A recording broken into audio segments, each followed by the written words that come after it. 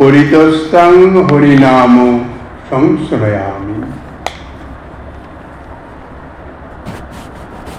শ্রীনামাশ্রয়ী ভক্তঙ্গ সমূহে অনাদরকারী নহেন, অর্থাৎ যাহারা নাম আশ্রয়, নামের আশ্রয়, নামেরই আশ্রয় গ্রহণ করেন। নামাশ্রয়ী অর্থে ইহা নহে যে তিনি অন্যান্য ভক্তাঙ্গ বা সাধনাঙ্গকে অস্বীকার করেন বা অনাদর করেন, একমাত্র শ্রী নামকেই আশ্রয় করে রয়েছেন, বাকি সমস্ত ভক্তি অঙ্গকে অস্বীকার বা অনাদর করেন তাহা নহে।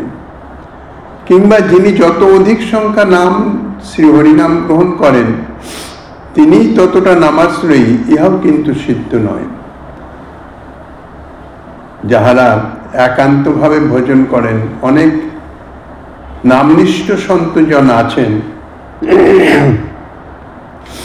যাহারা 3 লক্ষ 4 লক্ষ 5 লক্ষ এরকম সংখ্যা নির্দিষ্ট রেখে হরিনাম গ্রহণ করেন।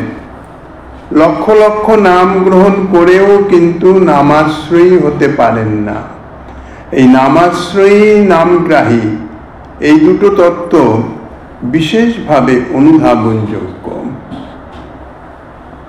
নাম সংখ্যা গ্রহণ, নাম সংখ্যা সারাদিন অনেক নাম গ্রহণ করলেও নামাশ্রয়ী হওয়া যায় না। তিনি নামগ্রাহী হতে পারেন যদি শ্রীনামের সহিত অন্যান্য ভক্তাঙ্গ বা সাধনাঙ্গের তুল্যত্ব চিন্তা হৃদয়ের অন্তরালে লুকায়িত থাকে।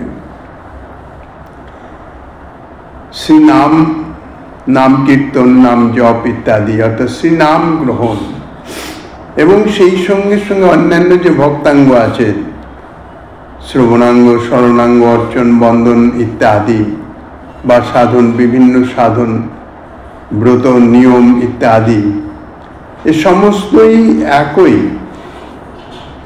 ইহার সম্বন্ধে যে কথা বলা আছে, এক অঙ্গ সাধে কেউ সাধে বহু অঙ্গ, নিষ্ঠা হইলে উপজয় প্রেমের তরঙ্গ। এই যে ভাবটা, এক অঙ্গ বা বহু অঙ্গ সমপর্যায়, যে কোনো একটা অঙ্গ করলেই হবে, যে কোনো একটা, সব একই। এই ধরনের ভাবধারা যদি ভাব অন্তরে থাকে তাহলে তিনি কিন্তু নামাশ্রয়ী হতে পারবেন না, তিনি নামগ্রাহী হতে পারবেন। এই ভাবটি যদি হৃদয়ের অন্তরালে লুক্কায়িত অবস্থায় যদি থাকে, এই জন্য নামাশ্রয়ী বা নামগ্রাহী ভাবেরই এখানে বিশেষ প্রাধান্য, হৃদয়ের ভাব। কত সংখ্যা নাম গ্রহণ করলেন, নামাশ্রয়ী বা নামাশ্রয়ীর পক্ষে সেটা মুখ্যত নহে। নামাশ্রয়ী অন্যান্য ভজনাঙ্গ বা সাধনাঙ্গ তাহাও করিতেছেন, যাজন করিতেছেন, অর্চন, বন্দন ইত্যাদি তাহাও করিতেছেন। কাজেই দিবানিশি নামই করিতেছেন, অর্থাৎ নাম সংখ্যা করিতেছেন, তাহা নাও হতে পারে। অতি অল্প নির্দিষ্ট সংখ্যা নাম গ্রহণ করেও কিন্তু তিনি নামাশ্রয়ী হতে পারেন। তাহার হয়তো শ্রী নামের কৃপায় স্মরণে এইরূপ স্বাভাবিক আবেশ এসে গেছে যে তাতেই বিভোর হয়ে আছেন, হাতের মালা হাতেই রয়ে গেছেন, সংখ্যার পূরণ হচ্ছে না, কিন্তু স্মরণে ভগবত আবেশে আবিষ্ট হয়ে আছেন, বাহ্য স্মৃতি রহিত। কিংবা কাহার হয়তো শ্রী নামের কৃপায় শ্রী রাধা গোবিন্দের অর্চনে, পাদসেবনে এইরূপ আবেশ এসেছে যে সংখ্যা নামও পূর্ণ হচ্ছে না।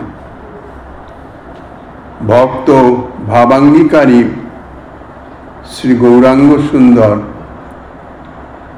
স্মরণের আবেশে লীলায় নির্দিষ্ট সংখ্যা নামও পূর্ণ হইতেছেন না।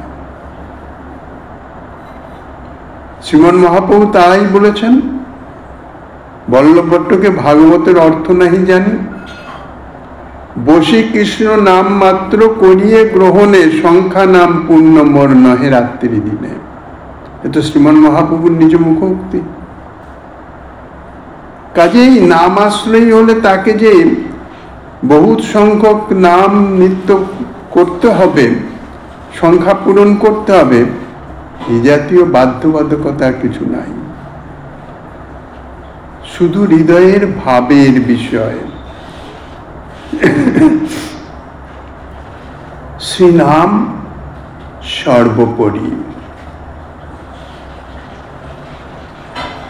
অন্তর দিয়ে নামের প্রতি প্রীতি এবং অন্যান্য যত ভজনাঙ্গ সমস্ত শ্রীনামের সঙ্গে। নাম ছাড়া আমার কেহই নাই, নামই আমার মুখ্য। অন্যান্য ভজনাঙ্গ যাহা করিতেছি, অর্চন বন্দন ইত্যাদি, বা ভগবত সেবা নিমিত্ত অন্য যে সমস্ত কার্যাবলী, শাস্ত্রে তো বলেছেন ভগবানের উদ্দেশ্যে যাহাই করা যায় তাহাই ভক্তি, তাহাই ভক্তি অঙ্গ। তা যে কোনো কিছুই করা হোক না কেন, সে নামের সহিত, নাম ছাড়া নয়। কেননা নামই আমার জীবাতু, মুখ্য। এই জন্যই মহাপ্রভু বলেছেন, বসি কৃষ্ণ নাম মাত্র করিয়ে গ্রহণে। তিনি কি শুধু কৃষ্ণ নাম গ্রহণ করছেন? তা তো নয়। কৃষ্ণ নাম গ্রহণ করছেন ঠিকই, কিন্তু স্মরণে আছেন। আর লীলা স্মরণের আবেশে আবিষ্ট হয়ে গেলে সংখ্যা রাখা আর সম্ভব হয় না। সেই জন্যই বলছেন, সংখ্যা নাম পূর্ণ মোর নহে রাত্রি দিনে। এখন প্রশ্ন হতে পারে, প্রথমেই নাম পাবো কোথায়? নাম তো পেতে হবে, কোথায় পাবো নাম? যারা একদম নতুন সাধনা করতে চান, ভক্তি অঙ্গ যাজন করতে চান, ভগবত ভজন করতে চান, তাহলে প্রথমেই নাম পাবো কোথায়? সাধুই তো নাম দেবেন। সেই সাধুর দেওয়া নাম গ্রহণ করতে করতেই তবেই দীক্ষা গুরুদেবের সাক্ষাৎকার হবে। এটাই তো মানে স্বাভাবিক রীতি হিসাবে মনে হয়। তার উত্তরে বলা যায়, এই যদি কেহ সাধুর সাক্ষাৎকার নাও পান, শ্রীনাম গ্রহণের ইচ্ছা, কিন্তু সেরকম নামনিষ্ঠ মহৎ তার দেখা নাই, অর্থাৎ তার সঙ্গে কোনো যোগাযোগ নাই। কেননা নামনিষ্ঠ মহৎ আর সর্বত্রই অবস্থান করেন না। এখন কারো থেকে যে হরিনাম নিব, সেই রকম নামনিষ্ঠ কেউকে যদি নাও পাওয়া যায়, তাহলেও এই বিশেষ কলিযুগে শ্রীমন মহাপ্রভু যে নাম বন্যায় পৃথিবী পরিপ্লাবিত করেছেন, তা থেকে যে কোনো যাদৃচ্ছিক উপায়েও যদি কেহ শ্রী নামবিন্দু কণিকা আহরণ করবার সৌভাগ্য প্রাপ্ত হন, তিনি সেই শ্রী নামেরই একান্ত আশ্রয়ে, তাহার কৃপায় অচিরেই যথাক্রমে শ্রদ্ধা এবং গুরুদেবের সাক্ষাৎকার লাভে দ্বিতীয় সাধু সঙ্গের ও ভজন ক্রিয়ার আরম্ভ করতে পারে। শ্রীমন মহাপ্রভু তো বলেছেন, গ্রন্থে বর্ণিতই আছে, হরে কৃষ্ণ মহামন্ত্র সবে হাতি তালি দিয়ে কীর্তন করো।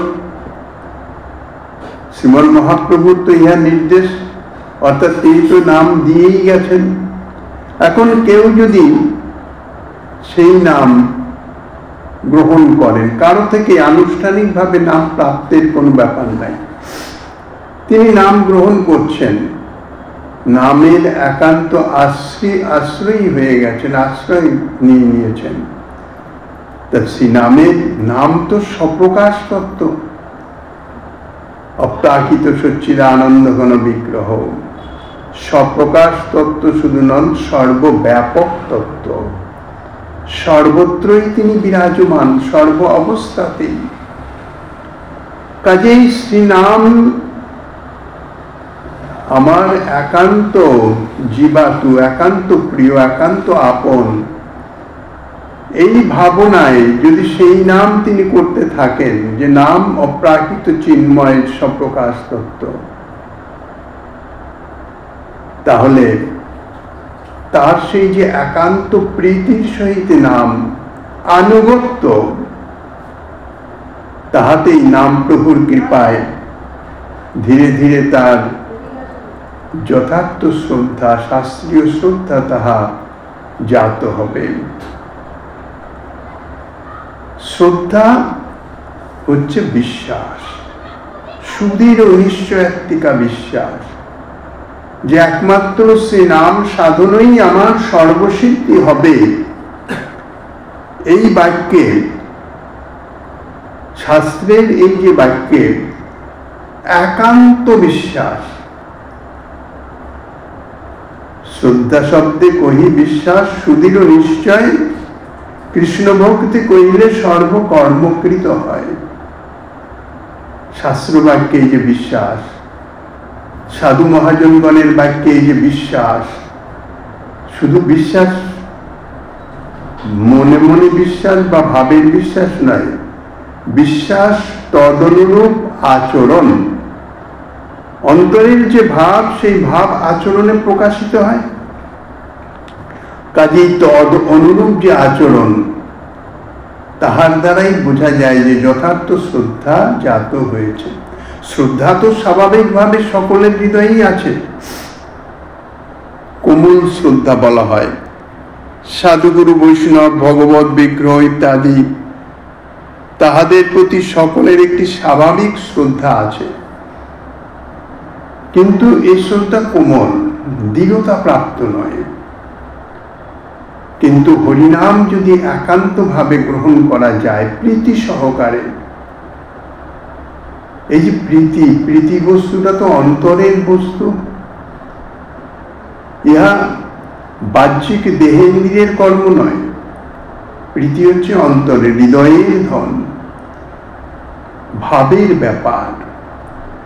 কাজেই প্রীতি সহকারে যদি কেউ নাম করতে থাকেন, শ্রীমন মহাপ্রভু উচ্চারিত শ্রীকৃষ্ণ নাম, বহু নাম, যে কোনো একটা নামও যদি করেন, তাহলে ধীরে ধীরে তার শ্রদ্ধা জাত হবে এবং শ্রী নাম প্রভুই তাহাকে গুরু পাদাশ্রয় করিয়ে দেবেন, অর্থাৎ গুরুদেবের সাক্ষাৎকার করিয়ে দেবেন।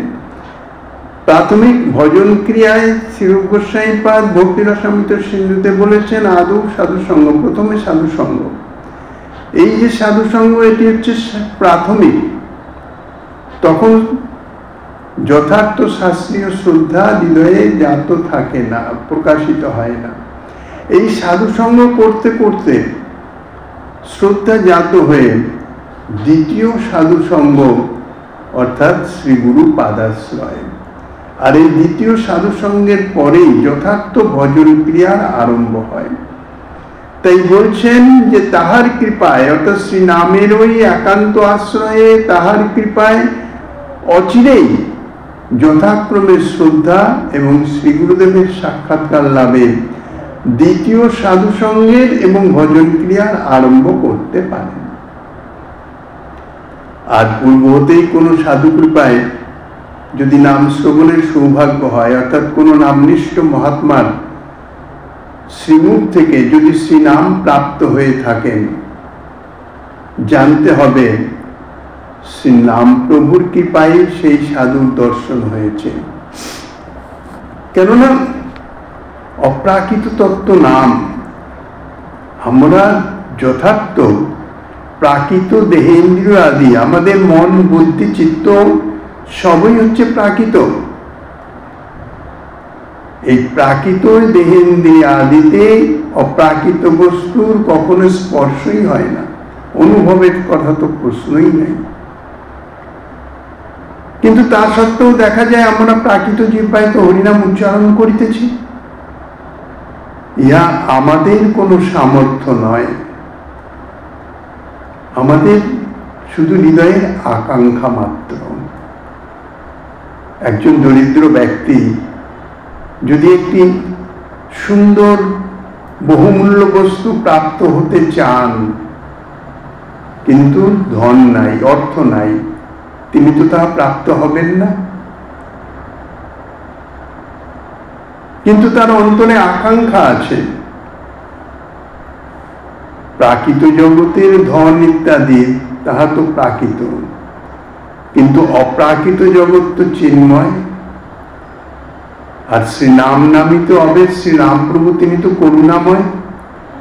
কেহ যদি অন্তরে শ্রীনাম করবার আকাঙ্ক্ষা পোষণ করেন, ইচ্ছা জাগে যে আমিও একটু প্রভুর নাম করতাম, তাহলে স্বপ্রকাশ নাম তত্ত্ব তাহার প্রতি কৃপা করেন। কৃপা করে এই যে নামনিষ্ঠ সাধু, যার কাছ থেকে সে নাম প্রাপ্ত হবেন, তার সঙ্গে যোগাযোগ করিয়ে দেন। কিভাবে যে হচ্ছে, স্বাভাবিক জাগতিক নিয়মে হচ্ছে, কিন্তু এর অন্তরালে যে নাম প্রভুর বিশেষ কৃপা, কারণ সে নাম গ্রহণে আকাঙ্ক্ষী, ইচ্ছা হয়েছে তার সে নাম গ্রহণ করবার। এত করুণাময় নাম প্রভু যে আমরা নাম গ্রহণের ইচ্ছা করলেই আমাদের প্রাকৃত জিহ্বায় তিনি আবির্ভূত হয়ে যান। সেটি তাঁর কৃপা করুণা, আমাদের কোনো সামর্থ্য নয়। কাজে তিনি কৃপা করে তাদৃশ সাধু মহাত্মার সঙ্গে সংযোগ ঘটিয়ে তানার মাধ্যমে শ্রী নাম প্রভু তানার কাছে, অর্থাৎ আকাঙ্ক্ষী, নাম গ্রহণে আকাঙ্ক্ষী সাধকের নিকটে পৌঁছে যান। দ্বিতীয়ত, যেখানে অঙ্গী থাকেন সেখানে অঙ্গসমূহ থাকবেই। কেন? অঙ্গী তো মূল, সমস্ত অঙ্গ তার মধ্যেই বিরাজমান থাকে। যেমন অংশী থাকলে অংশীর মধ্যেই সমস্ত অংশ বিরাজমান, ঠিক সেই রকম। অতএব যেখানে শ্রী নামকে মুখ্য অঙ্গী রূপে আশ্রয় করা হয়, তাহলে সেই নাম সংকীর্তন ভজনাঙ্গ তো ভক্তি অঙ্গ। তাই এই ভক্তি অঙ্গকে যদি মূল অঙ্গী রূপে অনুভব করা হয়, ভাবনা করা হয় বা গ্রহণ করা হয়, তাহলে এই অঙ্গীর মধ্যে মূল ভক্তি অঙ্গীর মধ্যে সমস্ত ভক্তি অঙ্গগুলি বিরাজমান থাকবে। তাহলে এই নামের মধ্যেই শ্রবণ কীর্তন আদি ভক্তাঙ্গ এবং গুরুপাদাশ্রয় আদি যাবতীয় সাধনাঙ্গ সমস্তই সমবেত হয়, সমস্তই আছেন। গুরু পাদাশ্রয়ে গুরুর সেবন, সদ্ধর্ম শিক্ষা পৃচ্ছা, সাধু মার্গানুগমন, একাদশীর উপবাস, গোবিপ্রাদি পূজন, শ্রীধামে বাস, শ্রীমদ্ ভাগবত কথা শ্রবণ, সাধু সঙ্গ, শ্রীমূর্তি সেবন, মহাপ্রসাদ সেবন ইত্যাদি যত কিছু ভক্তাঙ্গ সনাতন শিক্ষায় শ্রীমন মহাপ্রভু এই সমস্ত কিছুই বর্ণনা করেছেন। ইত্যাদি সমস্তই যিনি নামের আশ্রয় গ্রহণ করেছেন, নাম প্রভুর কৃপাতে শ্রীনাম চিন্তামণি যেভাবে সংগঠিত করাবেন সাধকের, শ্রীনামাশ্রয়ী সাধক সেইভাবে সেই ভক্তাঙ্গ বরণ করে সর্বত্রই শ্রী নামের কৃপার অনুভব করেন। এই যে সমস্ত গুরু পাদাশ্রয়, গুরুর সেবন, সদ্ধর্ম শিক্ষা পৃচ্ছা, সাধু মার্গানুগমন ইত্যাদি যে সমস্ত কথাগুলি অর্থাৎ ভজনাঙ্গগুলি, যাহা গৌড়ীয় বৈষ্ণবের একান্ত করণীয়, ইহাও শ্রী নাম প্রভুর কৃপাতে যার যেটি উপযুক্ত বা যে সাধকের যে জাতীয় সংস্কার অনুযায়ী যে জাতীয় ভজনাঙ্গ বা সাধনাঙ্গ তাহার অনুকূল হবে, নামাশ্রয়ী সাধকের শ্রী নাম প্রভু সেই ভক্তি অঙ্গগুলি তাহার দ্বারা অনুষ্ঠান করান। শুধু একটু গভীরভাবে চিন্তা করলেই নামাশ্রয়ী সাধক অনুভব করবেন প্রতি ক্ষেত্রে শ্রী নাম প্রভুর সেই অভূতপূর্ব কৃপা করুণা। নিজের চেষ্টায় বা বিচার বুদ্ধিতে কিংবা অপর কোনো কারো সুপারিশে, অনুরোধে, উপরোধে বা অনুকরণে যদি এই ভজনাঙ্গগুলি গ্রহণ করা হয়, অর্থাৎ গুরুপাদাশ্রয় আদি, দেখা যায় কোনো মহাত্মার বিশেষ প্রতিষ্ঠা আছে, নামডাক আছে, সঙ্গে সঙ্গেই মন চাইবে তানার থেকে দীক্ষা গ্রহণ করব।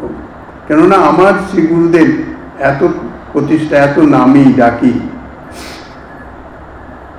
নিজের চেষ্টায় বা এরকমও দেখা যায় অনেকে আছেন, এই মহাত্মা খুব সিদ্ধ মহাত্মা, খুব ভজনশীল, অমুক, আপনি এনার থেকে দীক্ষা নিন। এই যে জিনিসগুলো, এগুলিতে নানা প্রকার ভ্রমপ্রমাদ, সংশয়, সমস্যা, অযোগ্যতা, অনধিকার দোষ ইত্যাদি এসে উপস্থিত হয়। এই সমস্ত ভজনাঙ্গ ব্যাপারে অনেক কিছু বিচার্য আছে। এক তো নিজ চেষ্টায় ভ্রমপ্রমাদ ইত্যাদি এসে যাবে, কারণ বুদ্ধিটি শুদ্ধ নয়। গ্রহণ করা হলো, গুরুপাদাশ্রয় করা হয়ে গেল, তারপর গুরুদেবের কোনো একটি আচরণে শুনে বা দেখে মনে সংশয় এসে গেল, হয়ে যাবে অপরাধ। বা ব্যবহারিক হিসাবে কোনো সমস্যার সৃষ্টি হয়ে গেল। তারপরে আছে নিজের যোগ্যতা, অযোগ্যতা, অধিকার, অনধিকার। ইচ্ছা মতো ভজন ক্রিয়া করলেই হয় না। ভজন ক্রিয়াটি প্রদান করেন শ্রী গুরুদেব, শিষ্যের যোগ্যতা, অধিকার ইত্যাদি বিচার করে। এই জন্যেই ভজন ক্রিয়াটি হচ্ছে গুরুমুখী। একান্তভাবে শ্রী গুরুদেবের শ্রীচরণে বিশ্বাস এবং ভরসা। দেখা যায় একই গুরুদেবের অন্যান্য শিষ্য এক একজন এক এক রকম ভজন করছে, বলে ও অমুক ভজন করছে, গুরুদেব ওকে এই করতে বলেছেন, আমাকে করতে বলেন নেই, আমি ওইটা করবো, গুরুদেবই তো ওকে বলেছেন, ইত্যাদি যে ভাবনা মনের মধ্যে, এগুলোতেই এসে যায় অপরাধ। কেননা গুরুদেব কাকে কি ভজন দেবেন সে তার পূর্বজন্মের সংস্কার, তার যোগ্যতা, তার অধিকার বিচার করে দেবেন। সে সিদ্ধান্ত শ্রী গুরুদেবের, শিষ্যের নয় যে শিষ্য কি ভজন করবেন। শ্রী গুরুদেব যা ভজন দিবেন, যে ভজন ক্রিয়া দিবেন, শিষ্যের দৃঢ় বিশ্বাসে তাহাই পালন করা কর্তব্য।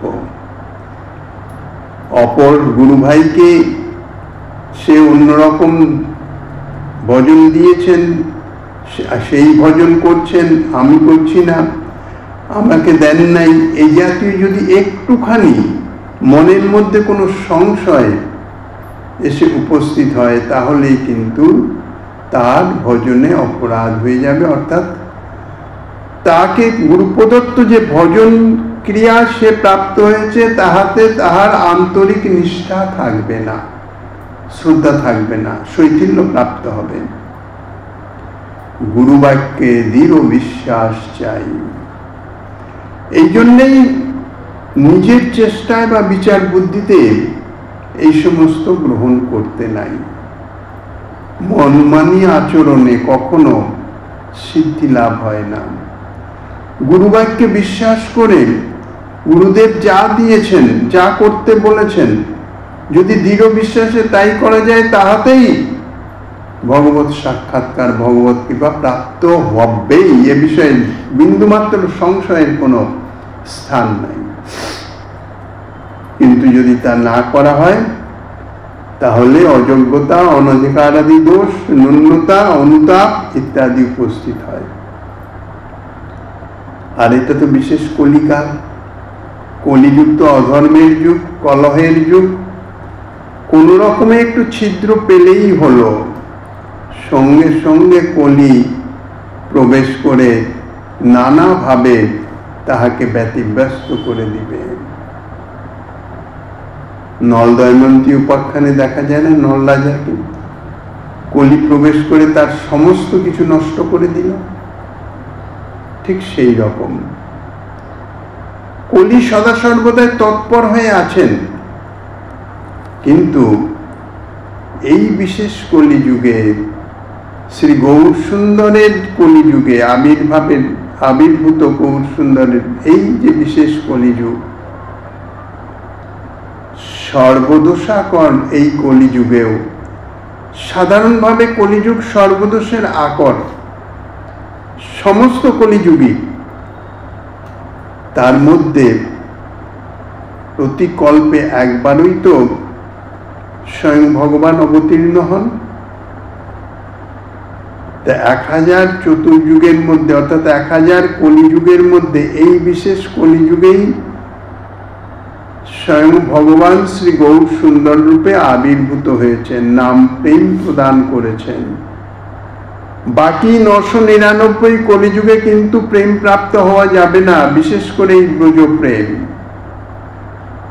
সর্বকলিযুগেরই যুগধর্ম নাম সংকীর্তন, এই মহামন্ত্রই সর্বকলিযুগে যুগধর্ম। কিন্তু এই বিশেষ কলিযুগে স্বয়ং ভগবান যে নামের সঙ্গে প্রেম দিয়ে গেছেন, তাহা কিন্তু প্রাপ্ত হওয়া যাবে না।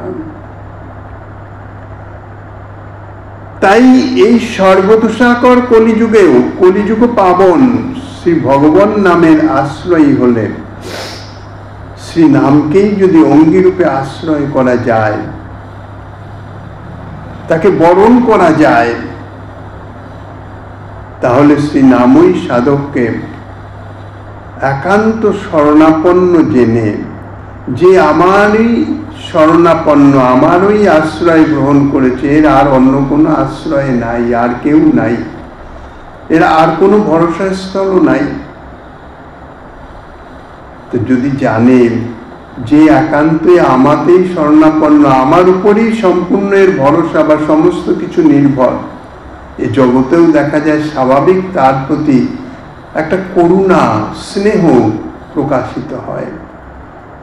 আর শ্রী নাম প্রভু, তিনি তো অপ্রাকৃত আনন্দময়, সচ্চিদানন্দ ঘন বিগ্রহ। কাজেই সাধককে একান্ত শরণাপন্ন জেনে সাধকের সমস্ত ভার গ্রহণ করেন।